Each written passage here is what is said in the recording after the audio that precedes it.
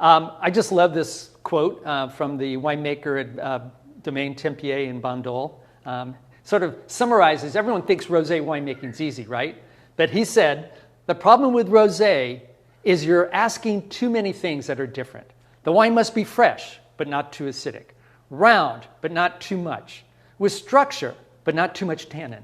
For the winemaker, the challenge is being always on the line. Finding that perfect balance is important. So speaking of winemaking, there really are four main ways to make rosé. The first one is the direct press.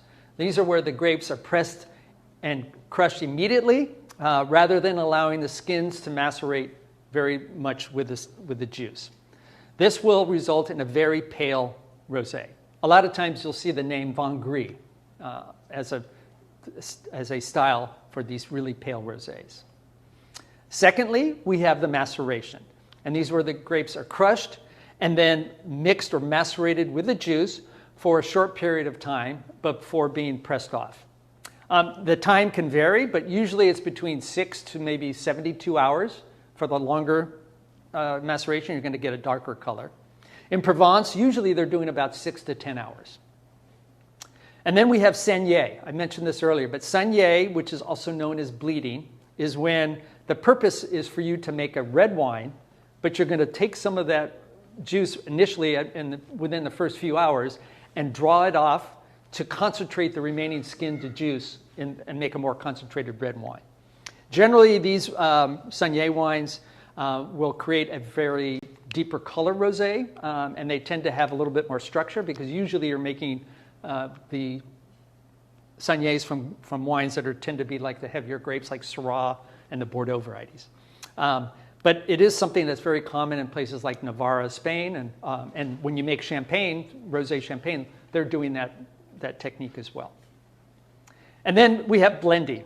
Blending is, again, allowed in Champagne to blend white wine with red wine, but in other appellated areas within Europe, it is not allowed, but it is allowed elsewhere in other parts of the world. And then fermentation temperature is generally going to be on the cool side.